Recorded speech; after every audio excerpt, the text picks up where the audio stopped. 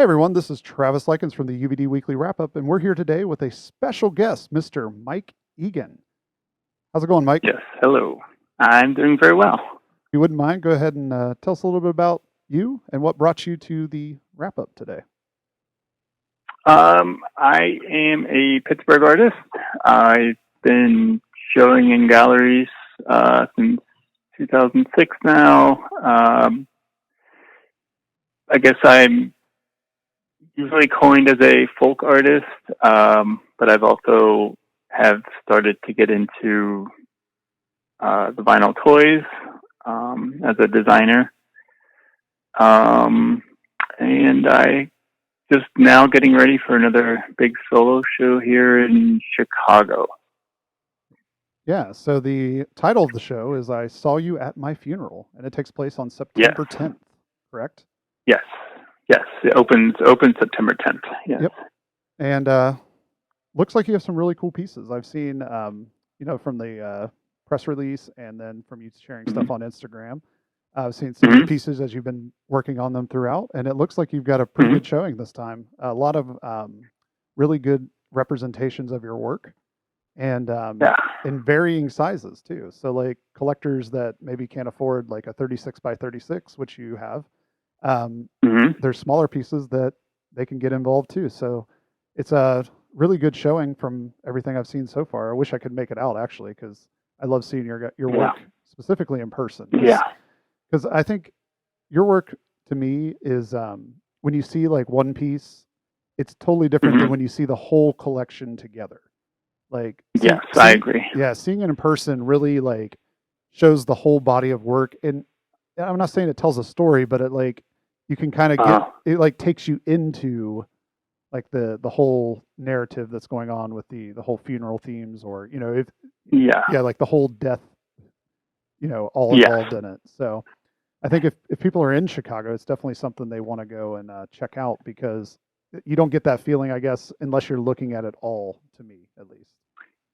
Yeah, and it's really hard to get the sense of textures and colors online. Yep. I think with my work, um, and like you said, I think it my work I think is well represented whenever you see a full body of work. Yep. Sometimes my work can get a little lost if I'm like just have like one piece in like a group show of like 50 artists. Yep. But this show is going to be 35 pieces total. Wow, that's a lot of pieces. Yes, this was a lot of work, and this is really the first show. I mean, it's a pretty big space, and this is going to be the first time of showing. I think I have four 36 by 36s, four 30 by 30s. I think five 24 by 24s, and then kind of like a mix of I think 8 by 8s up to 16 by 16. So, like you said, it's going to be a good mix of prices and sizes for different range of collectors. Yeah, and I also saw it looks like you have a good representation of the different characters that you have designed over the years too, from the previews I saw. So Yeah. that's pretty cool as well. I know some people are big Bones fans or big Lucky fans, so it's cool to Yes. see like the mix Uh, of everything. yeah. Yeah. Yeah. Still working with those same themes of, I guess, life and death, and it never seems to really go out of style with Yep. Yep. everything that's going on in the world. Yeah. People You are always know, living and dying, right? yes, yes. So, yeah, I know it's still a theme that I feel I haven't gotten sick of yet, Yeah. and I still get excited about doing this stuff. And for people that don't know, Mike was actually a mortician, correct? Yes, I did that for about 5 years. Yep. So like that's where a lot of the inspiration, well, a lot of the inspiration kind of builds from your overall life and death. I don't want to say obsession, but interest, correct? Hmm. Yeah, I actually started doing this stuff while I worked at a funeral home in Reading, Pennsylvania. I was a full-time embalmer, so I was basically on call all the time to somebody would call me, say, "Hey, so and so passed away. Here's their name, where they're at." I would go pick them up, do the embalmings, and it was like a 24-hour thing for 4 days a week. So I really didn't get a chance to get out a whole lot. So when I was just stuck in my apartment, I was working on this stuff, and I think with the big explosion of social media, it allowed me to show this to everybody, and then I just started interacting with galleries more, and that was pretty much the last time I worked in a funeral home. Yeah, and the list of galleries you worked with is very impressive too. I mean, you've been steadily showing since 2006. It's not like you have any gaps or anything like that. So it's pretty awesome. No, yeah, I've been very, very lucky. Do you have an idea of how many pieces you've created over the years? No, I do not. That would be something pretty interesting to find out. Yeah. I would say anywhere from 150 to 200 pieces every year. Yeah. It's a good collective of work. I mean, it's just every piece is interesting. I mean, and some people may say, oh, it's like there's bones or lucky in the backgrounds, but like if you really look at your work, every piece is different. And like some people may, if they just glance at it, they may get confused, but it's not like that. If you pay attention to it, it's not. There's something unique and interesting in every piece. Yeah. Yeah. So, being that I'm also from Dayton, so in this gallery of work, you've also worked with the band Hawthorne Heights, which for people that don't know, they're actually from Dayton as well.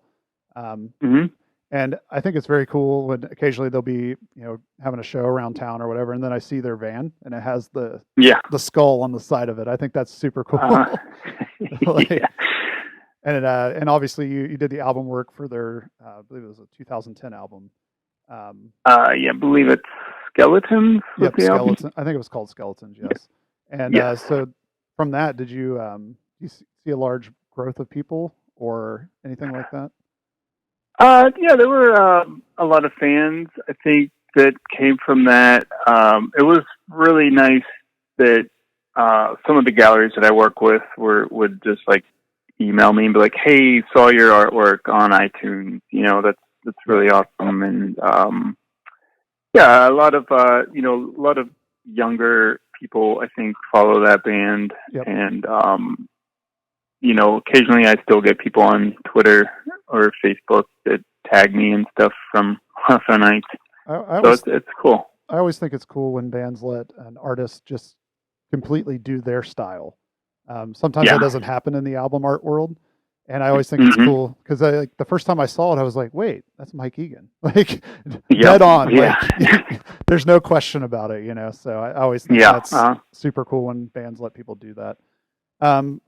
But also, just kind of continuing on the calendar of things that I've looked up here on my list. In 2012, you released the Bones figure through DKE at San Diego Comic-Con. Those were produced by Lulu Bell, correct? Or was that just Lucky? Yes, Luke. Pretty and Plastic were the ones that did the sculpting. Okay. And then Luke is the one that's producing them. Yes. Okay. And that figure had a good run. You had a bunch of solid colorways that came out. Yep. There was customs from artists like Frank Kozik and many others. And it's a good figure, and it's I think it's really well represents the Bones character in general. So it's really good how it turned out. Oh, thank you. And I actually just talked to Dove. I believe we're going to be doing a new colorway of both characters coming up here soon. So very cool. I think we're releasing both of them in glow in the dark vinyl with a black paint. So I'm excited. So like glow in the dark on the Bones, and yes, the vinyl will be glow in the dark. That'll be good. That'll be yes. That'll fit in very well. Good Halloween release here. Yeah, definitely. And then Yeah. you followed it up with Lucky in 2013 in a soft vinyl form. So Hmm. that was Yes. another good addition to the um, the vinyl collective team. I mean, it had a good Yeah. run. It had a good run as well.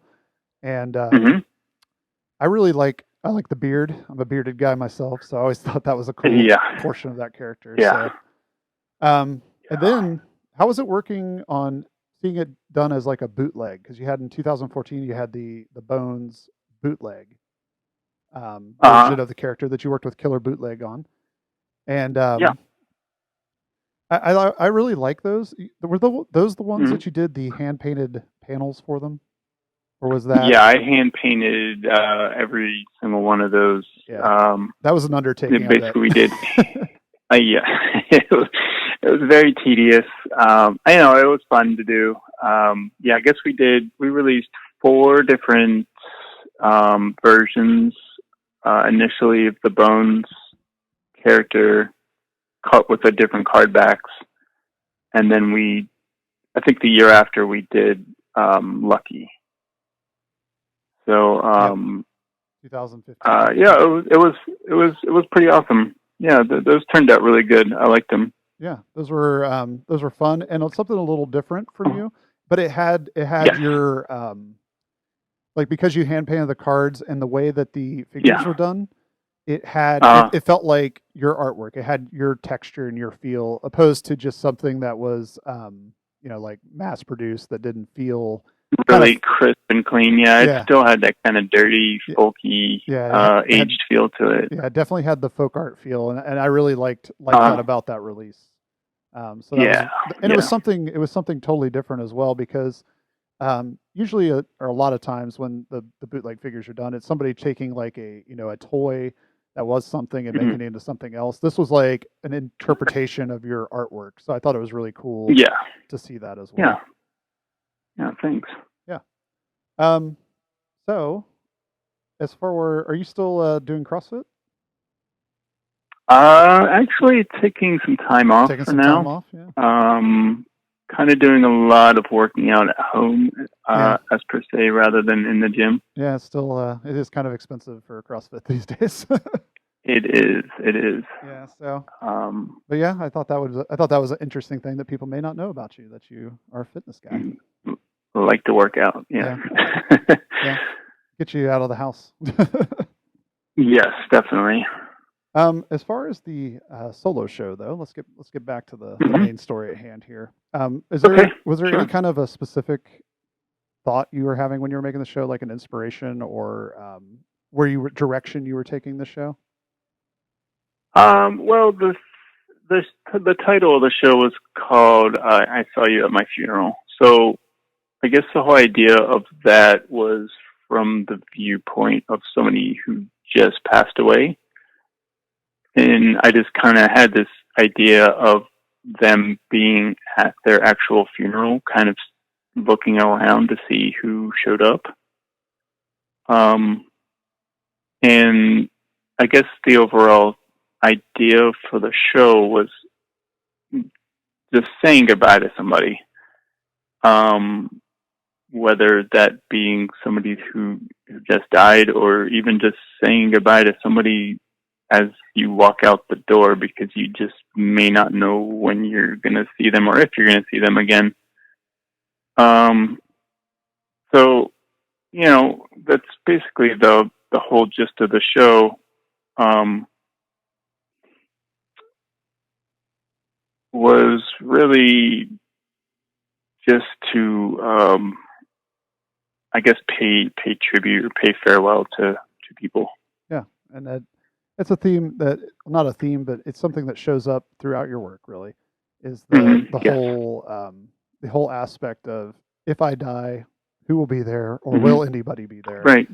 and Hmm. kind of that transition to death, really, and accepting it. I guess Right. that's kind of what I take away a lot of Sure. times when I look at your work. Yeah. Uh huh. Yeah, And I would say you're spot on.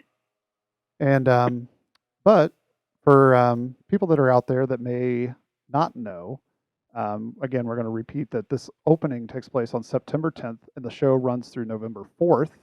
The open Correct. reception takes place from 6 to 9 p.m. on September 10th. And I Yes. pulled off the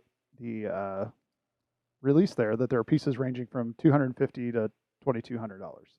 So fans, if you're looking to go there, that's how much you can look to spend. I think I will be and I will be at the opening. So and Mike will be there. So if you want to check this out, you definitely want to go to the opening so that you can meet with Mike and talk to him and take a picture with him or whatever. So yeah, please come out. Other than that, where can people find you on the old social medias and such? Instagram is Mike77 Egan. Twitter is Egan1977. I'm on Facebook somewhere. My website is MikeEganArt.com. And I also have a store linked there as well with prints and all that good stuff. Awesome. So I want to thank you, though, for doing this interview, and hopefully this thank you. Appreciate it. Get some attention out there to the folks in Chicago so they can come out and check it out. Yes. If you're looking for Urban Vinyl Daily, you can always find us on urbanvinyldaily.com or on Instagram or Twitter at Urban Vinyl Daily. If you have a suggestion or comment, you can always contact us at urbanvinyldaily@gmail.com, and we'll make sure to, if you have a fan mail or something like that, we'll read it on the air and share it with the fans. Or if it's a good enough question, we'll even make a whole episode like we have in the past. So I hope everybody enjoyed hearing from Mike, but I think this kind of wraps up the interview. So thank you, Mike. And thank you. I appreciate it. Hopefully you have a great day, guys.